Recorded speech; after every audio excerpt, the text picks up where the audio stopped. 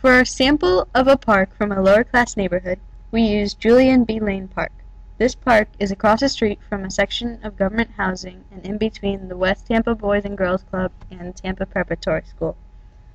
This park is well shaded and has a lot of benches, with an otherwise very simple setup.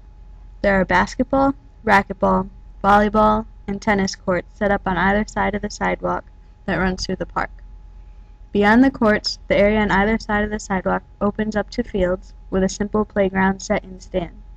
Very few trash cans, and the bathrooms are small and ill-kept. We found 2 teenagers in the park who lived there to interview. They both attended Blake High School and had lived in the area for a year and a half. Neither one of them felt that the neighborhood was safe, and the Latina girl expanded on that by explaining that there were a lot of deals, shootings, and robbing. When asked to name something positive about their neighborhood, the only thing they could decide on was that they both think downtown Tampa is pretty. It's interesting that their one positive is actually located outside of their area of the city.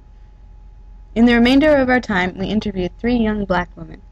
They were all sitting on a rock across from the basketball courts when we arrived, talking and laughing. A small child was playing near them, wearing a tank top, shorts, and Angry Bird slippers for shoes. Most of the girls' clothing was very light and revealing. One of the women said that she didn't know her neighbors, but another woman said that was just because she was antisocial. She knew all of her neighbors. The third woman had never really thought that much about it before. 2 of the women said they felt the neighborhood was generally safe, but the women that knew their neighbors answered the question with an emphatic no. We asked her to expand on that, and she said that if you look at people funny, they'll fight you. She said there weren't a lot of major crimes, and there were break-ins and property thefts. She gave us an example, saying that her father's house had been broken into and the Xbox and flat-screen TV had been stolen and her shoes had been rifled through. All of the women said that they liked their neighborhood because it was home. They had never been anywhere else. I think one of the social theories that our visits to this park exhibited most strongly was the lack of social mobility in the lower class. The vast majority of the people we spoke to at Julian B. Lane have lived in that area for their entire lives. They consider it home. We used West Park Dog Park for our working class neighborhood park. West Park is located on North Occident Street, which is between Hillsborough Avenue and Sly near the Tampa International Airport. It is located right in the center of a working class neighborhood. The park is on one side of the road and the houses are on the other side. 70.5% of residents in this area are Hispanic, and a few of our interview respondents commented on the Latin roots in the community. 2 of the individuals we interviewed actually were Hispanic and spoke very little English. Most of the houses in this neighborhood are not large and are pastel colored. Many of them look to be in poor maintenance conditions. The park is not very impressive when you first drive into the parking lot either. The first thing you see is the baseball and softball fields, which are ill-kept. The grass is thin and dead and the dirt has clearly not been touched in a while. In the middle of the field stands a concrete building with a concession stand that is closed on weekdays and bathrooms. The bathrooms appeared to be in disrepair. There was a large torn tarp hanging over the entrance to the ladies' room, small and mulched with rubber bits. It is surrounded by a chain-link fence with large locks on every gate, but the fence is low enough to be climbed over easily. The playground is never as crowded as the dog park, which is divided into 2 areas, one for dogs over 30 pounds and another for smaller dogs. The area is very expansive and well shaded, which helps to explain why it is a haven for dog lovers in the Tampa area. The area for dogs over 30 pounds has large tubs and hoses to wash dogs in, as well as several hurdles and other structures for dogs to jump over and run through. There are a lot of ordinances posted all over the park. There was a police car idling in the parking lot. It was joined by 2 others after a few minutes, and all 3 left during our interviews. Do you know many of your neighbors? No, I don't. I know one of them. Mm-hmm. I know him to speak to him, and I don't know. Yeah, don't spend like a whole lot of time with them. I know my neighbors. It's not this neighborhood. Yeah. Do you think this neighborhood, like where the park is pretty safe? I would say so. There's things going on every once in a while, but police seem to take care of it. You see that tree stump over there? Mm-hmm. Someone came in the middle of the night and cut down the tree. Do you know because they were making a lot of noise, and the people in the park were asking to keep their voices down. Wow.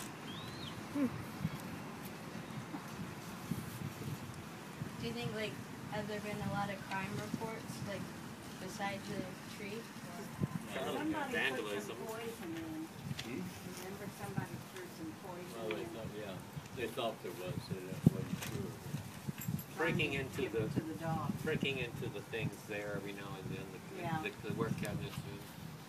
Mostly it happens in the summertime, I think, when the people are out of school and they don't have anything else to do, and so they're up in, mischief in the summertime. What do you think are, like, the major problems in this neighborhood? I don't know. Of course, I don't have no problems around my around where I'm at, but some of it is just not good. I had a complaint, it would be about the way that people don't take care of the animals out there. The animals are never kept on, confined in their yards or on leashes. They walk around the streets a lot, and over here all the dogs are taken care of, and our main concern is the care of the animals. And over A lot there of we can times they see have dogs. their left. Because people leave their dogs. Yeah, abandoned dogs here. Yeah. They figure that it's a dog park and somebody will pick them up. Is it just dogs, or are there other animals? Well, we mainly see dogs, I guess cats. There's there, some too. chickens over there. Yeah, like we hear chickens crowing. Chickens, the roosters, that's fun. Okay. And, last question is, what do you really like about this neighborhood?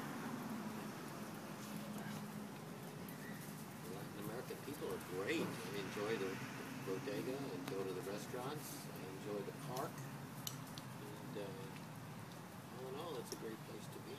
I don't live in this neighborhood, but I would say one thing about it, it's very convenient. Yeah. It's convenient to Dale Mabry, to Slide, Waters, to Yep. In general, there was an air of contentment despite some of the less appealing conditions in this working class park and neighborhood. We selected Davis Island as our middle class park and observed stark differences between this park and the other two. Davis Island is a natural archipelago that has been expanded since the 1920s.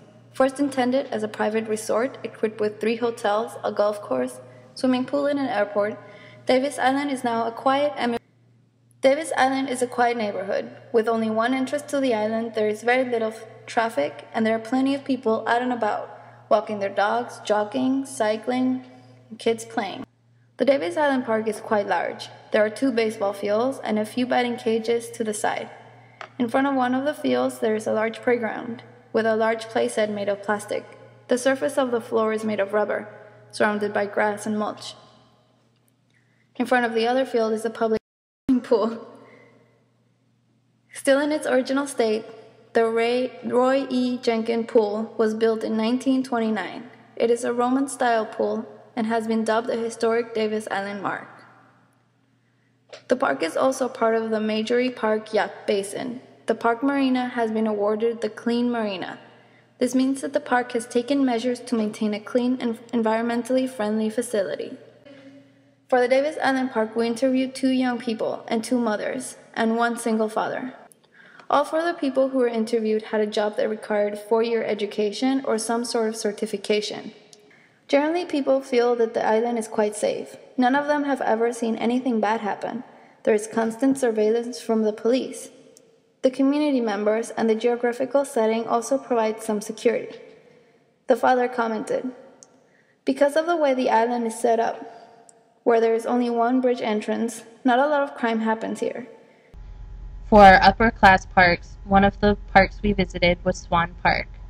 While at that park, we encountered a middle-aged white female and interviewed her. This is what she had to say about the park. How long have you lived in this neighborhood? I've lived here for almost 14 years. Do you have any idea how long Swan Park has been here?